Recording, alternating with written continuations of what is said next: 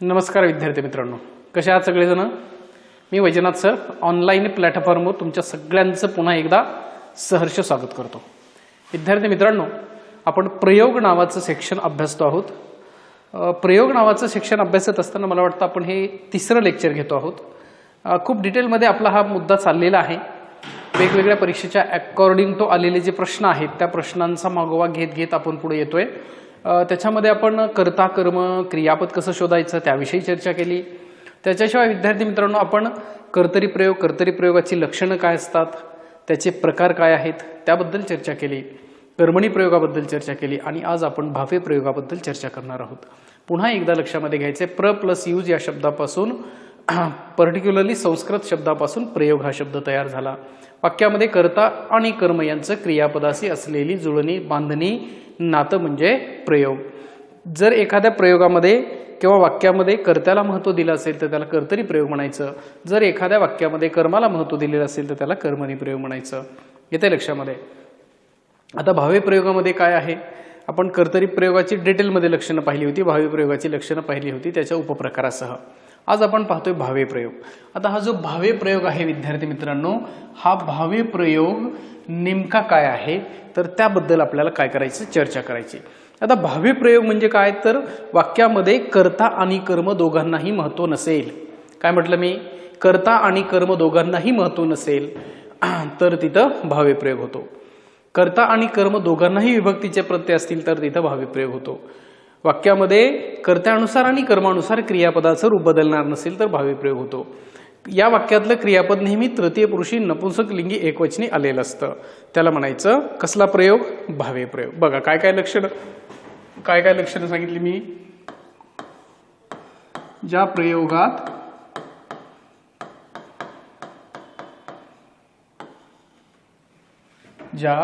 प्रयोगात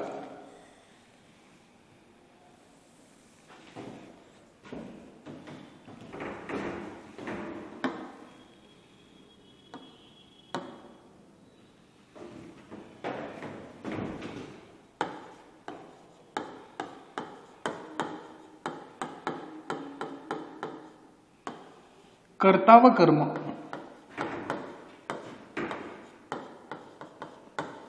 दोघेही महत्वाचे नसतात.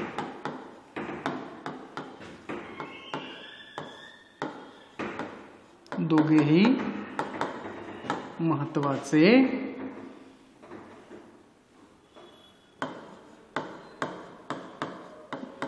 नसतात. ज्या प्रयोगामध्ये कर्ता व कर्म दोघेही महत्वाचे नसतात त्यास काय म्हणतात रे, भावे प्रयोग म्हणतात. भावे प्रयोग म्हणतात.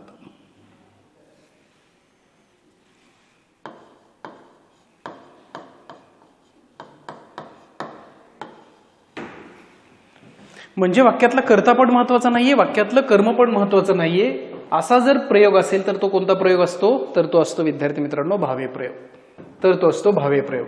आता याच्यामध्ये अजून काय वैशिष्ट्य लक्षात ठेवायचं, याची वैशिष्ट्य किंवा लक्षणं काय लक्षात घेणार तुम्ही. याची लक्षणं काय लक्षात घेणार बघा. पहिलं लक्षण असतं कर्ता कर्म कमी महत्वाचे किंवा कर्ता व कर्म महत्व नसते. पहिलं लक्षण.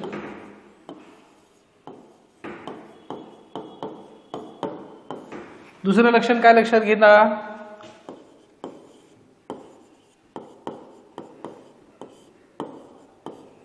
कर्ता व कर्माला विभक्तीचे प्रत्यय असतात.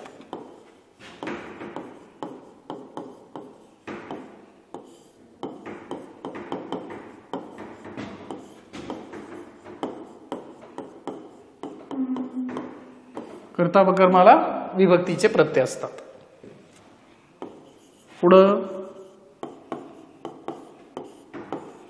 कर्ता व कर्मानुसार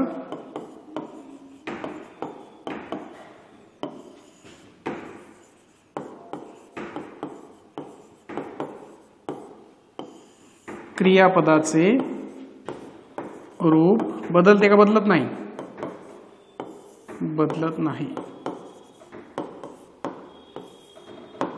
कर्ता व क्रियापदा कर्मानुसार क्रियापदाचे रूप बदलत नाही. अजून काय लक्षण बघा बरं. क्रियापद नेहमी तृतीय पुरुषी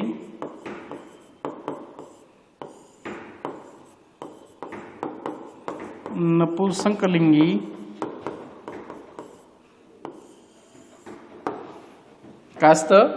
क्रियापद नेहमी तृतीय पुरुषी नपुंसकलिंगी एकवचनी असते.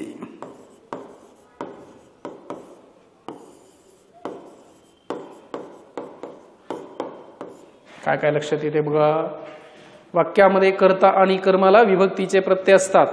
कर्ता आणि कर्मानुसार क्रियापद बदलत नाही. कर्ता आणि कर्मानुसार क्रियापद बदलत नाही. कर्ता आणि कर्माला विभक्तीचे प्रत्यय असतात. कर्ता कर्मांना महत्त्व नसतं. क्रियापद नेहमी तृतीय पुरुषी एकवचनी नपुंसकलिंगी असते.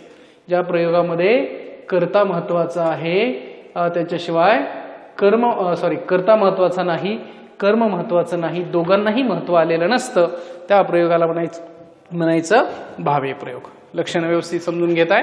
जमलं तर लिहून घेत चला. जेवढं जमतंय तेवढं संकल्पना समजून घेण्याचा प्रयत्न तुम्हाला या ठिकाणी करायचा आहे. पुढे बघा बरं. वाक्य बघूया आपण. रामाने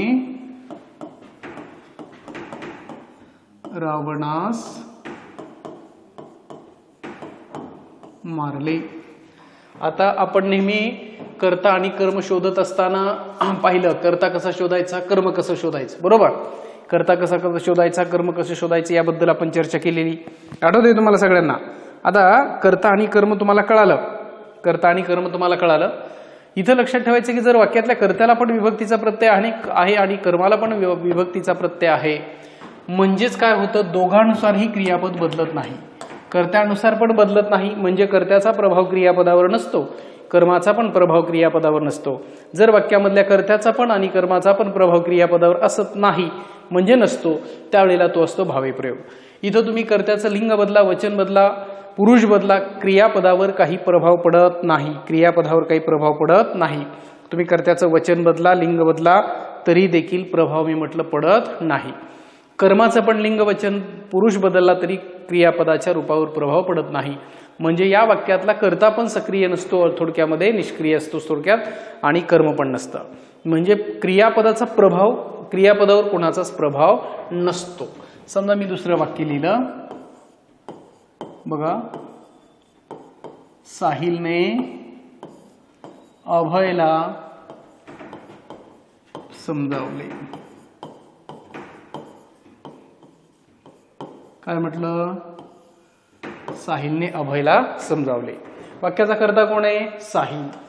कर्म कोण आहे, अभय. दोघांनाही विभक्तीचा प्रत्यय आहे का, तर भावे प्रयोग. जर वाक्यामध्ये दोघांनाही विभक्तीचे प्रत्यय आलेले असतील कर्त्याला आणि कर्माला, तर त्या वाक्यामध्ये भावे प्रयोग असतो. याला कर्ता म्हणायचं. कर्ता का शोधला जातो, तर क्रियापदाचं मूळ रूप शोधायचं आणि त्या क्रियापदाच्या मूळ रूपाला नारा, नारी, नारे, नाऱ्या यापैकी योग्य तो प्रत्यय जोडायचा. कोण या शब्दाने प्रश्न विचारायचा. येणारं उत्तर काय असतं, कर्ता असतं. जसं मी म्हटलं, मारणारा कोण, राम. समजवणारं कोण, साहिल. येते एक लक्षामध्ये. कर्त्यानं केलेली क्रिया ज्या घटकावर जाऊन थांबते तो घटक असतो विद्यार्थी मित्रांनो कर्म. कर्त्यानं केलेली क्रिया ज्या घटकावर जाऊन थांबते तो घटक असतो कर्म. तर कर्मालाही प्रत्यय आहे आणि कर्त्यालाही प्रत्यय आहे. जर कर्त्याला आणि कर्माला प्रत्यय असेल तर तो भावे प्रयोग असतो. कर्त्याला आणि कर्माला प्रत्यय असेल तर तो भावे प्रयोग असतो. कर्म कसे शोधायचं त्याबद्दलही आपण बोललो होतो, बरोबर का. तिसरं वाक्य बघा बरं. आजीने नातीला बोलावले. आजीने नातीला बोलावले. बघा, वाक्यातला आजी हा वाक्याचा कर्ता आहे, नात हा वाक्याचं कर्म आहे. दोघांनाही विभक्तीचे प्रत्यय लागलेले आहेत. जर दोघांनाही विभक्तीचे प्रत्यय लागलेले असतील तर भावे प्रयोग. दोघांनाही विभक्तीचे प्रत्यय असतील तर भावे प्रयोग. नेत्यांनी जनतेला सांगितले. नेत्यांनी जनतेला सांगितले. आता काय सांगितले माहिती नाही, बरोबर का रे? काय सांगितलं माहिती नाही. नेत्यांनी जनतेला सांगितलं. सांगणारे कोण आहेत? नेते. कोणाला सांगतायत? जनतेला. सांगणारे कोण आहेत? नेते. कोणाला सांगतायत? जनतेला. येते का लक्षात सर्वांच्या? भावी प्रयोग लक्षात येतो का? ज्या प्रयोगामध्ये कर्ता आणि कर्म दोघांनाही विभक्तीचे प्रत्यय आलेले असतात त्याला म्हणायचं भावी प्रयोग. ज्या प्रयोगामध्ये कर्ता आणि कर्म दोघांनाही विभक्तीचे प्रत्यय आलेले असतात त्याला म्हणायचं भावी प्रयोग. कळालं का? परत एकदा लक्षणं समजून घेताय. काय काय लक्षणं आहेत? कर्ता आणि कर्म दोघांनाही महत्व नसतं, दोघंही कमी महत्वाचे असतात. कर्ता व कर्म दोघांनाही विभक्तीचे प्रत्यय लागलेले असतात. कर्ता व कर्मानुसार क्रियापदाचं रूप बदलत नाही. क्रियापद नेहमी तृतीय पुरुषी नपुंसकलिंगी एकवचनी असतं. तुम्ही क्रियापदात कर्ता आणि कर्मांचा जर बदल केला तरी देखील क्रियापदावर बदल होत नाही. क्रियापद हे तृतीय पुरुषी एकवचनी नपुंसकलिंगी राहतं, हे लक्षात ठेवायचं. हे लक्षातच ठेवायचं. ओके, पुढे जायचं का? पुढे बघा, भावी प्रयोगाचे 3 प्रकार असतात. भावी प्रयोगाचे किती प्रकार रे? भावी प्रयोगाचे 3 प्रकार. एक सकर्मक भावे, अकर्मक भावे, भावकर्तृक भावे. भावी प्रयोगाचे परत एकदा लक्षात घ्या. भावी प्रयोगाचे 3 प्रकार पडतात. सकर्मक भावे, अकर्मक भावे, भावकर्तृक भावे. सकर्मक भावे म्हणजे ज्या भावी प्रयोगाच्या वाक्यामध्ये कर्म आलेलं असतं. अकर्मक भावे म्हणजे ज्या भावी प्रयोगाच्या वाक्यामध्ये कर्म आलेलं नसतं. भावकर्तृक भावे म्हणजे काय? वाक्यातील कर्ता हा क्रियापदात सामावलेला असतो. म्हणजे क्रियापदाचा अर्थ, क्रियापदाचा भाव हाच जर अर्थ समजला जात असेल तर त्याला म्हणायचं भावकर्तृक भावे. समजतंय का? लक्षात येत आहे ना सर्वांच्या? सगळेजण लक्ष देत आहे, ऑफलाईन ऑनलाईन. याच्यावर प्रश्न बऱ्यापैकी परीक्षेत आलेला असतो. काल परवा दिवशीचं तुम्ही राज्यसेवेची प्रश्नपत्रिका बघितली असेल, त्याच्यावर सुद्धा प्रयोग या घटकावर प्रश्न आलेला आहे. आता सकर्मक भावे म्हणजे काय? तर ज्या भावे प्रयोगाबरोबर कर्म आलेलं आहे. बघा काय काय म्हटलं? ज्या भावे प्रयोगात काय असतं? कर्म असते. इथं काय लक्षात ठेवायचं? ज्या भावे प्रयोगात कर्म नसते.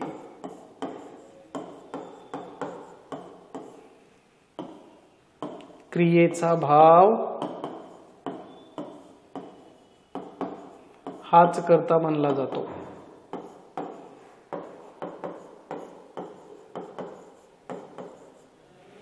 क्रियेचा भाव हाच कर्ता मानला जातो.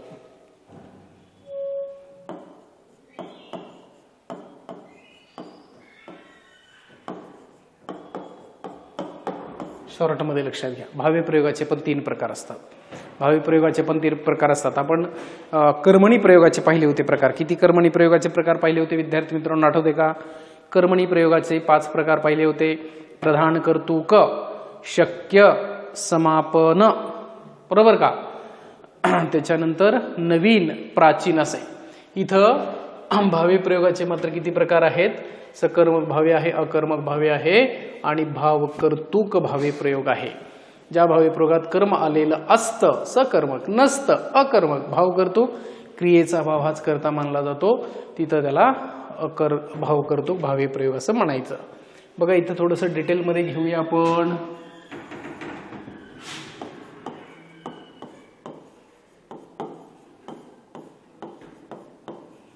ज्या भावी प्रयोगाच्या वाक्यात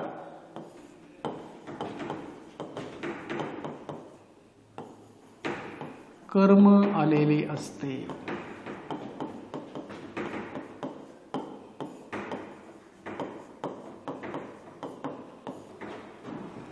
त्यास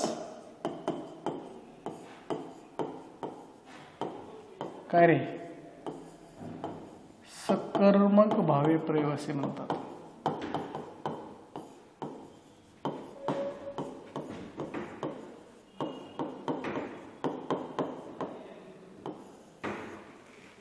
कर्म आलेलं असतं, सकर्मक भावे प्रयोग असं म्हणायचं.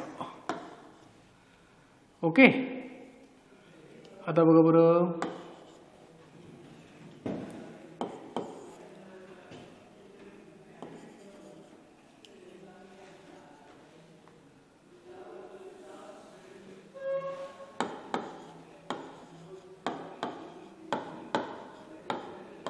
आईने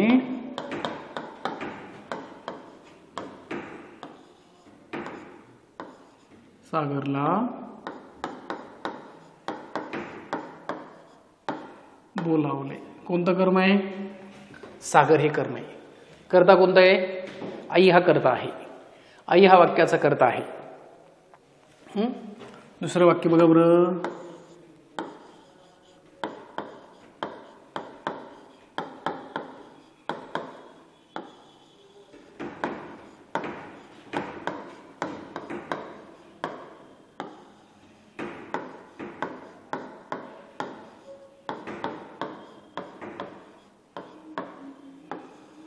शिवरायांनी जनतेला सांगितले. आई हा कर्ता, शिवराय हा कर्ता, बरोबर. सागर हे कर्म, जनतेला हे कर्म, बरोबर. कोणतं कर्म? जनतेला हे कर्म, सागरला हे कर्म. ज्या भावी प्रयोगाच्या वाक्यामध्ये कर्म आलेलं आहे त्याला म्हणायचं सकर्मक भावे. त्याला काय म्हणायचं विद्यार्थी मित्रांनो? सकर्मक भावे. यस. तिसरं एक उदाहरण बघा बरं.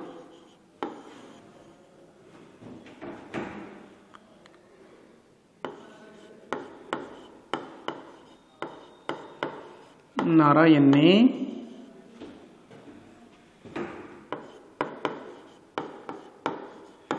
त्याला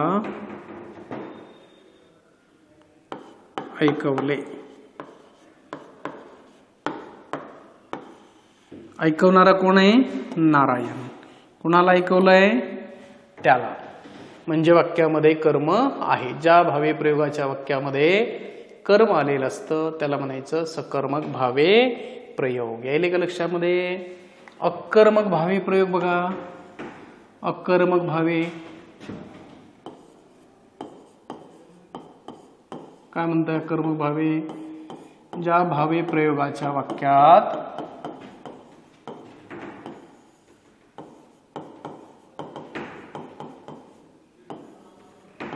कर्म आलेले नसते.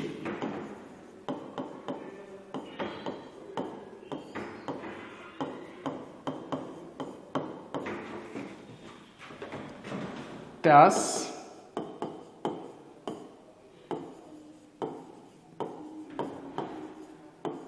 अकर्मक भावे प्रयोग असे म्हणतात.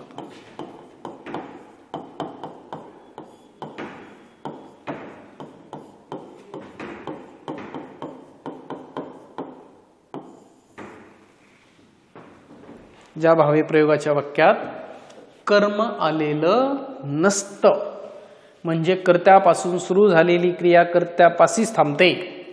तुम्ही जर मुख्य क्रियापदाच्या रूपाला काय आणि कोणाला या शब्दांनी प्रश्न विचारले तर उत्तर येणार नाहीत.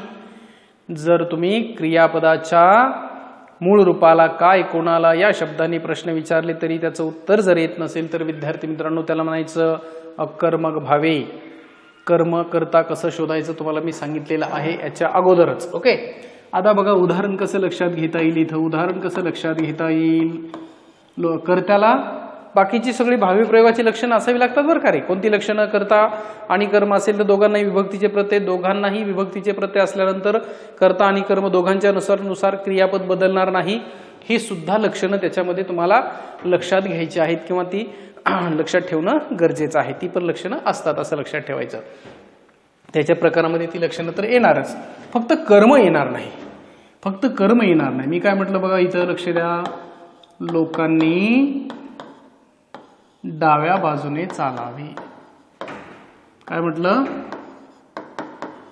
लोकांनी डाव्या बाजूने चालावे. आता तुमच्या लक्षात येत असेल या वाक्यामधलं क्रियापद वाविवेनं शेवट झालेलं आहे. म्हणजे या वाक्यातलं क्रियापद वाविवे या अक्षरानं शेवट झालेलं आहे. म्हणजे काय विद्यार्थी मित्रांनो? तर ते विद्यार्थी आहे, बरोबर. किंवा दुसरं वाक्य बघा.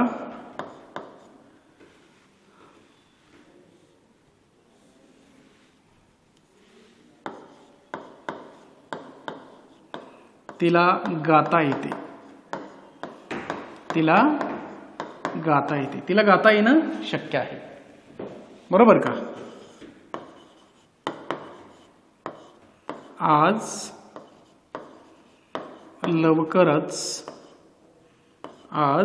लवकरच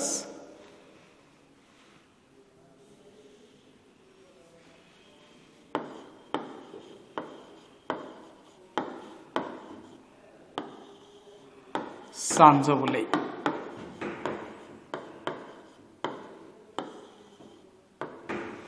विद्यार्थी मित्रांनो, तीनही वाक्यात कर्म नाहीये, म्हणून त्याला अकर्मक भावी प्रयोग म्हणायचं. मग अकर्मक भावी प्रयोग होण्याची दुसरी काय लक्षणं आहेत, तर कर्त्याला प्रत्यय असला पाहिजे. बघा, लोकांनी याला प्रत्यय आहे, तिला हा प्रत्यय आहे, बरोबर. क्रियापद अकर्मक पाहिजे, म्हणजे वाक्यात कर्म नाही. ओके. मग परत लक्षामध्ये घेताय तुम्ही की भावी प्रयोगाच्या लक्षणाबरोबर जर वाक्यामध्ये कर्म आलेलं नसेल, भावी प्रयोगाच्या लक्षणाबरोबर जर वाक्यामध्ये आलेलं नसेल, कर्म आलेलं नसेल, तर त्याला काय म्हणायचं, अकर्मक भावी म्हणायचं. काय म्हणायचं, अकर्मक भावी म्हणायचं. आता बघा पुढं, अकर्मक भावी प्रयोगाची 3 प्रकार पडतात. पहिला कुठला प्रकार आहे, प्रधान कर्तुक अकर्मक भावे. दुसरा कुठला आहे, शक्य भावे.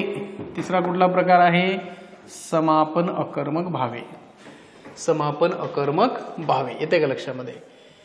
म्हणजे काय, भावी प्रयोगाचे पण परत किती प्रकार, अकर्मक भावी प्रयोगाचे पण किती प्रकार, अकर्मक भावी प्रयोगाचे पण परत 3 प्रकार.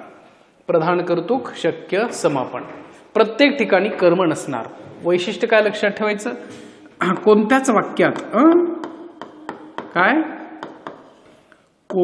वाक्यात कर्म नसेल. कोणत्याच म्हणजे अकर्मक भावी प्रयोगाच्या कोणत्याच वाक्यात कर्म नसते. काय नसते, कर्म नसते. कळलं का? मग प्रधान कर्तुक असू द्या, शक्य असू द्या, समापन असू द्या. आता मी इथे एक उदाहरण लिहितो, फक्त तुमच्या माहितीच एक उदाहरण लिहिलं. काय लिहिलं उदाहरण, लोकांनी खरे बोलावे. लोकांनी खरे बोलावे.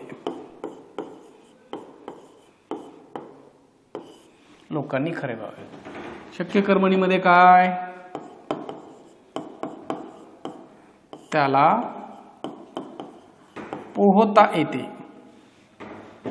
पोहता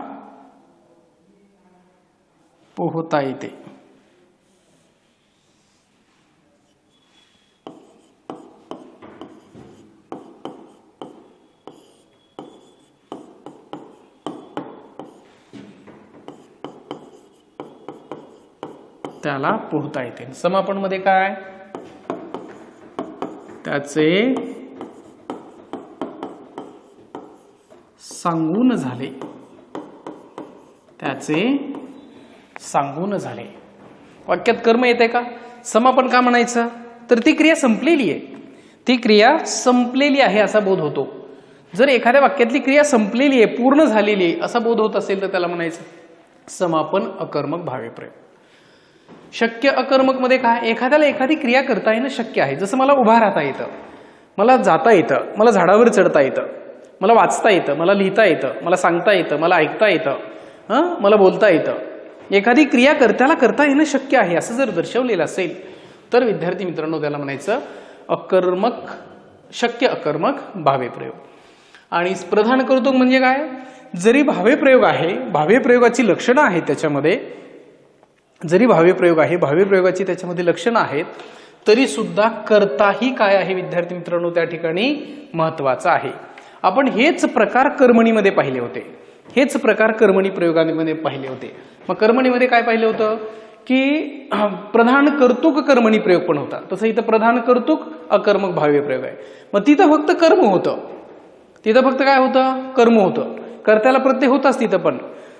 राधाने पेन घेतला, आता तिथं पेन घेतला, काय कर्म कोणतं होतं, पेन. तसं इथं ही नाहीये. इथं लोकांनी मराठी बोलावं, काय बोलावं, मराठी बोलावं. तसं इथं नाहीये, इथं कर्म नाहीये. किंवा शक्य भावी पण तिकडं होता, आजोबाच्यांनी डोंगर चढवतो, काय चढवतो, डोंगर. डोंगर हे कर्म होतं. किंवा समापन पण होता, राणीचे चित्र रंगून झाले. काय रंगून झाले? चित्र. फक्त इथं कर्त्याला प्रत्यय तिकडं पण आहे, इथं पण आहे. तिकडं फक्त कर्म एक्स्ट्रा होतं, इथं कर्म नाहीये.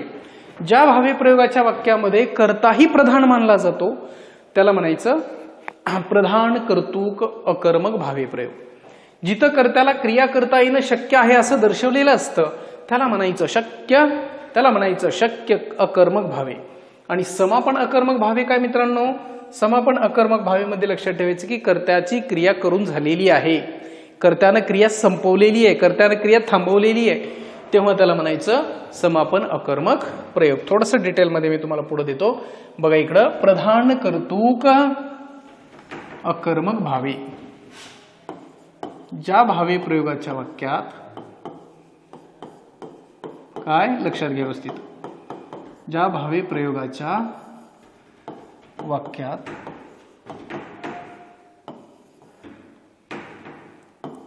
कर्म नसते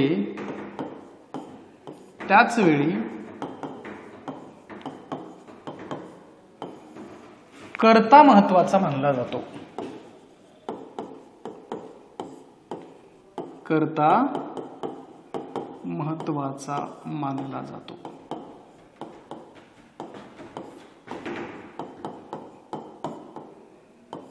कर्ता महत्वाचा मानला जातो.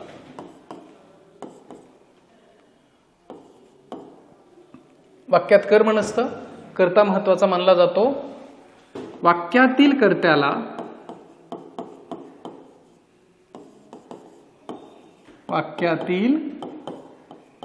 कर्त्याला तृतीयेचा प्रत्यय असतो. तृतीयेचा प्रत्यय असतो. वाक्यातील कर्त्याला कशाचा प्रत्यय असतो? तृतीयेचा प्रत्यय असतो. बरोबर. पुढं काय? क्रियापद विद्यार्थी असते. क्रियापद विद्यार्थी असते. त्याला काय म्हणायचं? प्रधान कर्तुक अकर्मक भावे प्रयोग. प्रधान कर्तुक अकर्मक भावे प्रयोग. उदाहरण कसं होईल?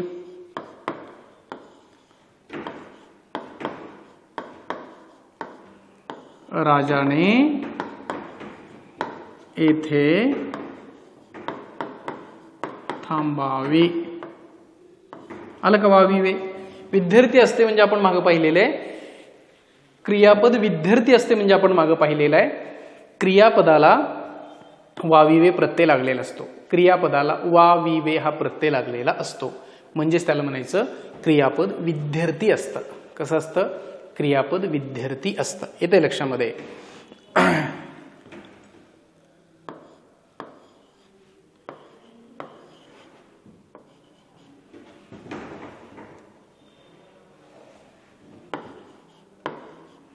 बघा कर्त्याला प्रत्यय. मनोजने शांत बसावे.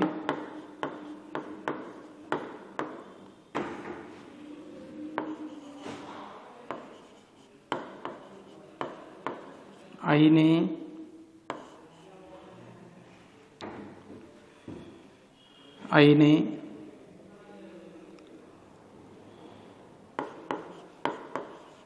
तेथेच थांबावे. लक्षात आलं का? म्हणजे काय? क्रियापद हे विद्यार्थी आहे, वाक्यात कर्म नाही. बरोबर. त्याच्याशिवाय कर्त्याला विभक्तीचा प्रत्यय आहे. वाक्यात कर्म नाही तर त्याला म्हणायचं प्रधान कर्तुक अकर्मक भावे. प्रधान कर्तुक अकर्मक भावे. कसलं? प्रधान कर्तुक अकर्मक भावे. शक्य अकर्मक भावे काय आहे बघा. शक्य अकर्मक भावे काय म्हणते बघा बरं. कर्त्याला क्रिया करता येणं शक्य आहे. काय म्हणते ते? कर्त्याला क्रिया करता येणं शक्य आहे.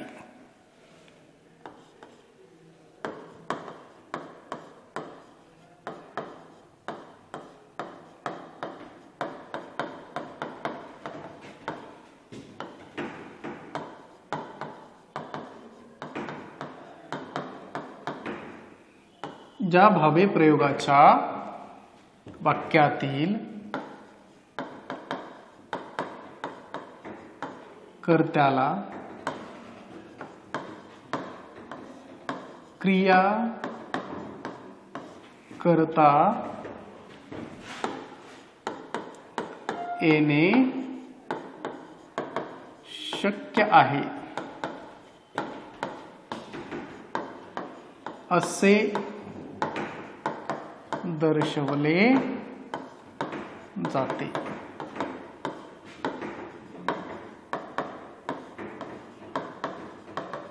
अशा वाक्यात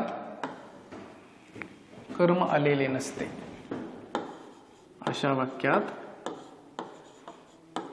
कर्म आलेले नसते. क्रियापद शक्यार्थक असते. क्रियापद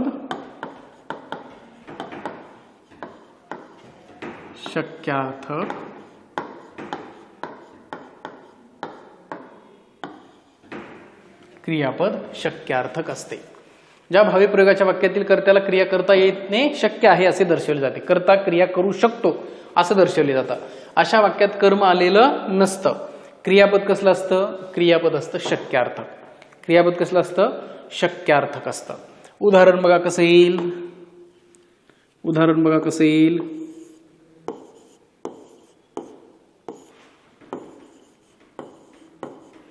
अक्षयला बोलता येते. अक्षयला बोलता येते.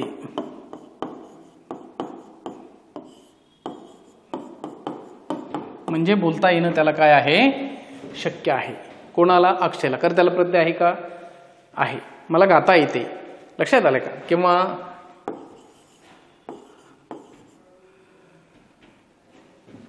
वाक्य बघा दुसरं आपण घेऊ अजून एक.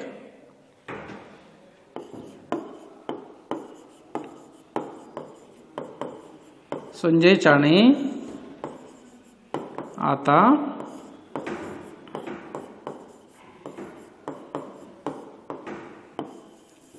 चालवते. म्हणजे संजयला आता चालता येणं शक्य आहे. व तो वितो अशा शब्दांनी वाक्याचा शेवट झालेला असतो. कर्त्याला क्रिया करता येणं शक्य आहे असं दर्शवलेलं असतं. कर्त्याला विभक्तीचे प्रत्यय आलेले असतात. वाक्यात कर्म नसतं.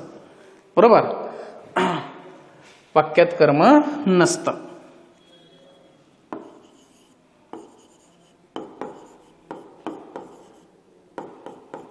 आजोबाच्याने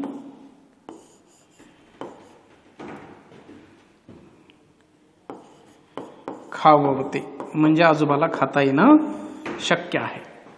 आजोबांना खाता येणं शक्य आहे. पण काय खाता येते? उत्तर नाहीये. काय चालता येतं? उत्तर नाही. काय बोलता येतं? उत्तर नाही. म्हणजे वाक्यात कर्म नाही. क्रियापद शक्य अर्थ आहे काय? कर्त्याला प्रत्यय आहे म्हणून काय आहे? शक्य अकर्मक भावे प्रयोग आहे. कोणता प्रयोग आहे? शक्य अकर्मक भावे प्रयोग आहे असं लक्षात ठेवायचं. पुढे बघा बरं. समापन भावे प्रयोग. काय म्हटलंय? समापन भावे प्रयोग. समापन म्हणजे पूर्ण झाली. क्रिया पूर्ण झाली. विद्यार्थी मित्रांनो, वाक्यामध्ये कर्त्यानं केलेली क्रिया पूर्ण झालेली आहे. पण या वाक्यात कर्म दिलेलं नाही. कर्त्याला प्रत्यय असणारे षष्ठी विभक्तीचे. काय म्हटलं मी? क्रिया समाप्त झाली आहे असे दर्शवले जाते. क्रिया पूर्ण झाली असे दर्शवले जाते.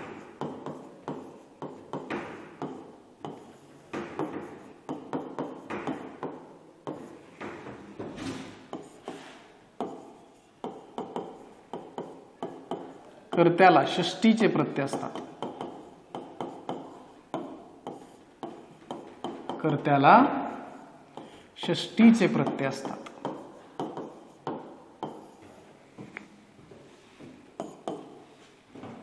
लक्षात आलं का? क्रियापद संयुक्त असते.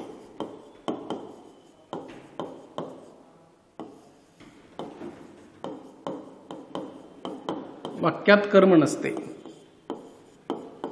छान एक एक पॉईंट समजून घ्यायचा बरं का रे, काय टेन्शन नाही, सावकाश. वाक्यात कर्म नसते. क्रिया पूर्ण झाली असे दर्शवलं जातं. कर्त्याला षष्टीचा प्रत्यय असतो, क्रियापद संयुक्त असतं, वाक्यात कर्म नसतं. वाक्यात कर्म नसतं. उदाहरण बघा बरोबर आहे मित्रांनो, उदाहरण बघा.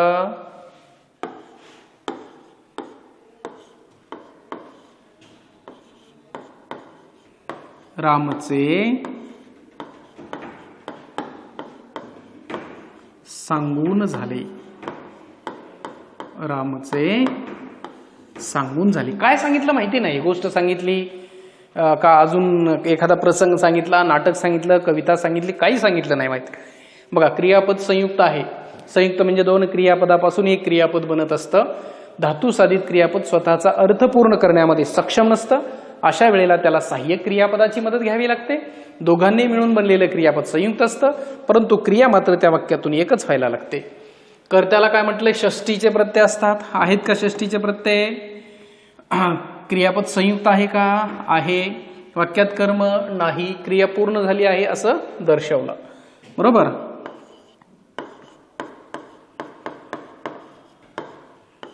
राणीचे रडून झाले.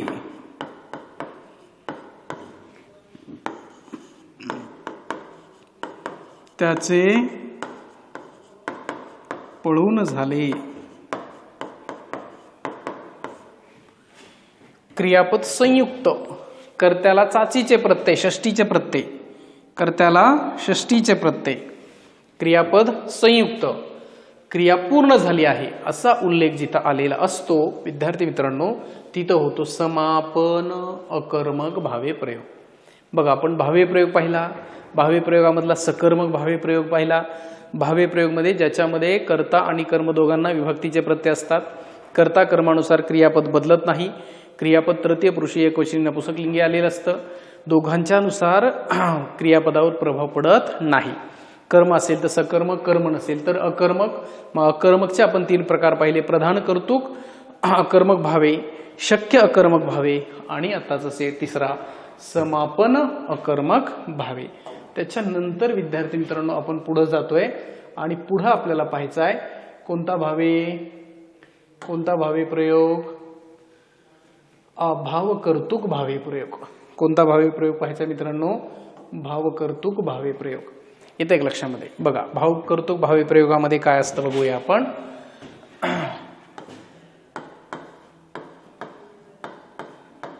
ज्या भावे प्रयोगातील म्हणूया आपण, ज्या भावे प्रयोगातील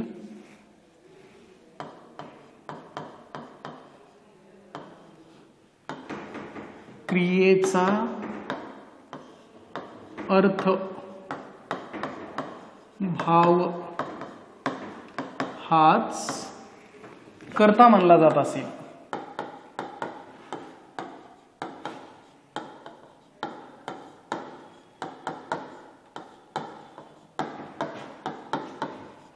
तर त्यास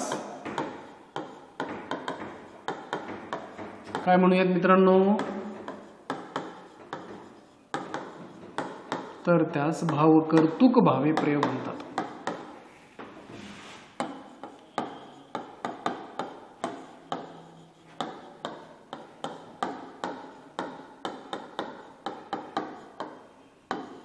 बरोबर. कर्ता व्यवस्थित समजत नाही. क्रियेचा भाव किंवा अर्थ हाच कर्ता मानला जातो. उदाहरण बघा बरं मित्रांनो. आज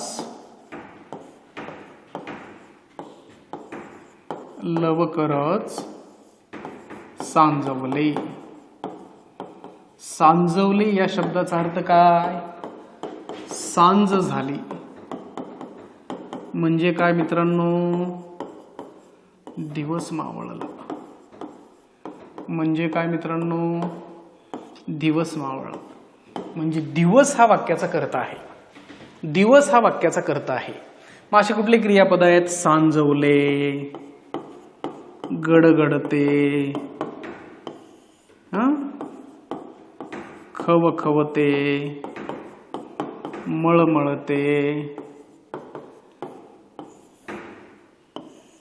उजाडले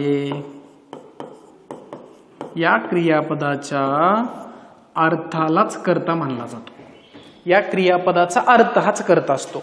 गडगडते, खवखवते, मळमळते, उजाडले, सांजवले, ह्यांचा जो अर्थ आहे हा कर्ता मानला जातो. याला म्हणायचं भावकर्तुक भावे प्रयोग. याला काय म्हणायचं?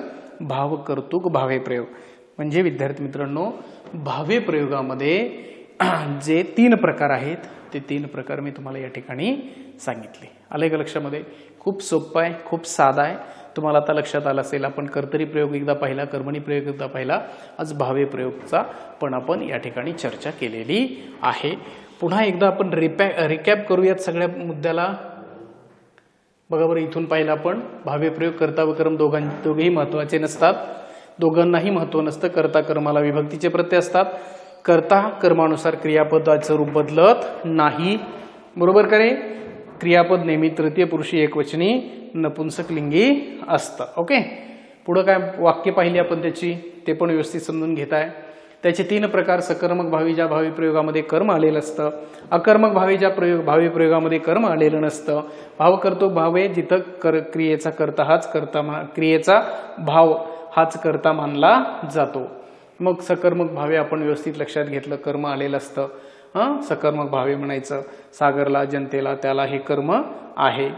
ज्या भावी प्रयोगाच्या वाक्यात कर्म आलेलं नसतं त्याला अकर्मक भावी क्रियापद असं म्हणायचं. इथला अजून एक मुद्दा काय लक्षात घेतला होता आपण?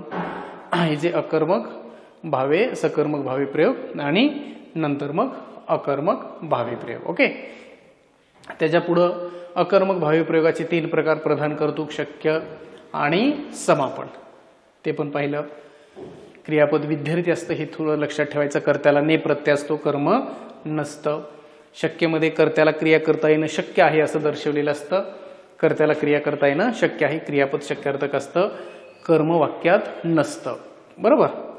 त्याच्याशिवाय समापनमध्ये आपण पाहिलं, क्रिया पूर्ण झाली असं दर्शवत होतं. कर्त्याला षष्ठीचे प्रत्यय, क्रियापद संयुक्त, वाक्यात कर्म नसतं. भावकर्तृकमध्ये वाक्यातील क्रियेचा भाव हाच अर्थ, भाव म्हणजेच अर्थ हाच कर्ता मानला जात असतो. ओके. हे एवढे मुद्दे पाहिले. आता बघा बरं, सहलीला जाताना कात्रजवळ उजाडले वाक्यातला प्रयोग ओळखायचा मित्रांनो. भाव कर्तरी, कर्म कर्तरी, कर्मणी कर्तरी. विद्यार्थी मित्रांनो, आत्ताच आपण पाहिलं काय उत्तर येणार आहे? आत्ताच आपण पाहिलं भाव कर्तरी, क्रियेचा भाव हाच काय मानला जातो? कर्ता मानला जातो. कर्म कर्तरीचं उदाहरण आपण पाहिलं होतं. कर्त्याला कडून प्रत्यय असतो, कर्माला प्रत्यय नसतो. चोर पोलिसाकडून पकडला गेला. कर्मणीमध्ये रामाने धनुष्य मोडले आणि कर्तरीमध्ये तो खरे बोलतो वगैरे असं उदाहरण येतील. तू घरी जायचे होतेस. आता हे अजून तुम्हाला शिकवलेलं नाही बरं का रे. हे अजून तुम्हाला शिकवलेलं नाही. उद्याच्या लेक्चरला आपला मिश्र प्रयोग हा घटक असेल, त्याच्यामध्ये आपण ते घेऊया. मिश्र प्रयोगामध्ये इथं तू घरी जायचे होते, तू म्हणजे कर्त्यानुसार क्रियापद बदलतं, कर्त्यानुसार क्रियापद बदलतं आणि वाक्यामध्ये कर्म नाही, पण भावे प्रयोगाची लक्षणं दिसतात, म्हणून त्याला कर्तृभाव प्रयोग असं म्हटलं जातं. कसं ते आपण पाहूया डिटेलमध्ये उद्याच्या लेक्चरमध्ये. अस्मिताने काम केले. काय केले? काम केले. कर्म वाक्यात आहे, कर्त्याला विभक्तीचा प्रत्यय आहे, वाक्याचा प्रयोग होईल कर्मणी प्रयोग होईल. वाक्याचा प्रयोग कोणता होईल? कर्मणी प्रयोग होईल. कर्त्याला प्रत्यय आहे, कर्माला प्रत्यय नाही. गाय गुराख्याकडून बांधली जाते. गाय हे कर्म आहे, गुराखी हा कर्ता आहे, कर्त्याला कडून प्रत्यय आहे, गायला प्रत्यय नाही. म्हणजेच आमचं उत्तर असलं पाहिजे कर्म कर्तरी. त्यालाच आपण दुसरं एक नाव ठेवलेलं आहे आधुनिक, आणि तिसरं एक नाव आहे त्यालाच नवीन. ओके. सकाळी उठोनी देवाची भजावी या वाक्यातला प्रयोग ओळखायचा. सकाळी उठोनी देवाच भजावे. कर्तृ कर्म संकर, भावे प्रयोग कर्मणी कर्तरी. वावी वे कशामध्ये येत आहे? विद्यार्थी क्रियापदामध्ये, ते भावेमधलं. लक्षात आलं ना? भावेमध्ये. ओके. पुढे बघा बरं. शिपायाकडून चोर पकडला जातो. आत्ताच आपण पाहिलं कडून प्रत्यय कर्त्याला आहे, कर्माला प्रत्यय नाही. नवीन कर्मणी प्रयोग, नवीन कर्मणी प्रयोग. तुम्ही आत यावे. विद्यार्थी क्रियापद आहे, कर्म नाही, अकर्मक भावे. अकर्मक भावे, कर्म नाहीये, विद्यार्थी क्रियापद आहे. टिंबटिंब प्रयोगात कर्ता व कर्म दोन्ही गौण असतात. गौण म्हणजे कमी महत्वाचे असतात. आपण पाहिलं भावे प्रयोगामध्ये कर्ता आणि कर्म दोघंही गौण असतात, कमी महत्वाचे असतात, दोघांनाही जास्त महत्व नसतं. लक्षात आले का? म्हणजेच काय, कर्ता आणि कर्म दोघांनाही विभक्तीचे प्रत्यय आलेले असतात. कर्ता आणि कर्म दोघांनाही विभक्तीचे प्रत्यय आलेले असतात. दोघांचाही प्रभाव क्रियापदावर पडत नाही, म्हणून त्याला म्हणायचं गौण. म्हणून त्याला म्हणायचं गौण. टिंबटिंब प्रयोगात कर्त्याप्रमाणे क्रियापद चालते. ऑप्शन आहेत कर्मणी, केवळ, कर्तरी आणि भावे. टिंबटिंब प्रयोगात कर्त्याप्रमाणे क्रियापद चालतं. कोणत्या प्रयोगात? कर्तरी प्रयोगात.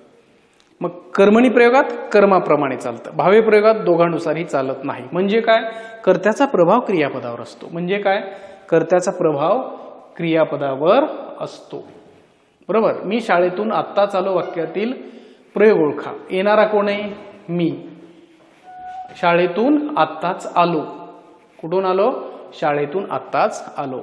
या वाक्यामध्ये तो जर आपण कर्ता बदलला, तो शाळेतून आत्ताच आला, ती शाळेतून आत्ताच आली. म्हणजे काय? कर्त्यानुसार क्रियापदावर प्रभाव आहे, म्हणजे कर्तरी प्रयोग आहे. म्हणजे कोणता प्रयोग आहे? म्हणजे कर्तरी प्रयोग आहे. कळते का विद्यार्थी मित्रांनो? आपण याच्यावर वेगवेगळ्या परीक्षेत प्रश्न कसे आले त्याची पण थोडक्यामध्ये काय केलेली आहे? चर्चा केलेली आहे. पुढच्या लेक्चरमध्ये आपण पाहणार 3 मुद्दे. पहिला मुद्दा कोणता पाहणार? मिश्र प्रयोग काय आहे ते पाहणार. प्रयोगाचा तुम्हाला एक शॉर्ट मध्ये चार्ट देणार मी, ज्याला आपण एक छोटा टेबल म्हणूया. त्या एका टेबलमध्येच तुमचा प्रयोग अख्खा येणार. त्याच्यावर कसलाही प्रश्न पडला आतापर्यंत जर तुम्हाला संकल्पना समजल्या आणि तो चार्ट थोडा व्यवस्थित समजून घेऊन पाठ करून टाकला, येणारा कुठलाही प्रश्न तुम्हाला तिथं सोडवता येईल. एक चांगल्या पद्धतीची ट्रिक्स तुम्हाला तिथं देता येईल. लक्षात आले? हे 2 मुद्दे उद्या मी तुम्हाला पुढच्या लेक्चरला घेणार आणि त्याच्याशिवाय अजून पाहणार वाक्य प्रयोगाच्या दृष्टीने काही महत्त्वाच्या बाबी आहेत. त्याच्यात एक 5-7 वाक्य आहेत. ती वाक्य जरी तुम्हाला कळाली तरी प्रयोग हा टॉपिक तुमचा चुकणार नाही. खूप शांतपणे सावकाश अभ्यास आपला चाललेला आहे. जवळपास आता 30 व्हिडिओपर्यंत आपण आलेलो आहोत. वर्णमाला, संधी, शब्दाच्या विकारी शब्दांच्या जाती, प्रयोग हे घटक झालेले आहेत. आता आपण वाक्य पृथक्करण, विभक्ती प्रत्यय हे मुद्दे पाहणार. एक एक एक एक एक टॉपिक आपला पुढे चाललाय. तुमच्या ह्याच्या बाबतीत काही सजेशन्स असतील तर तुम्ही अजून सांगू शकता की सर लेक्चरचं ड्युरेशन कमी पडतंय, जास्त होतंय, किंवा अजून एक्सप्लेनेशन हवंय, अजून एक्झाम्पल्स हवेत. काय तुम्हाला वाटतंय? तुम्हाला एखादी कन्सेप्ट समजली नसेल तर माझ्या डोक्यामध्ये अजून थोडा असा प्लॅन आहे की हे पाहता पाहता दररोज आपण 1-2-3 स्लाइड शब्दांवर चर्चा करत जावं. समानार्थी, विरुद्धार्थी, म्हणी, वाक्प्रचार. वाटल्यास उद्यापासून मी तुम्हाला ते म्हणी, वाक्प्रचार, शब्दार्थ ते घेण्याचा प्रयत्न करेल. आणि त्या टॉपिकवर आयोगानं दिलेले प्रश्न पण शेवटी 10 प्रश्न घेण्याचा माझा डेली प्रयत्न असेल. थोडेफार शब्द, थोडेफार डेली शेवटी प्रश्न, आले का लक्षामध्ये? आणि मग काही कन्सेप्ट. असे 1 तासापर्यंत 45 मिनिट ते 1 तासापर्यंत आमचं लेक्चर संकल्पना, शब्द आणि सराव प्रश्न या घटकावर चालत राहील. अभ्यास करत राहा. लवकरात लवकर पोस्ट आपल्याला मिळवायची हे डोक्यामध्ये ठेवा. या वर्षामध्ये भरपूर अशा जागा तुमच्या समोर येणार आहेत, त्यामुळं अभ्यास सातत्यानं चालू ठेवा. तोपर्यंत थांबूया. धन्यवाद. थँक्यू.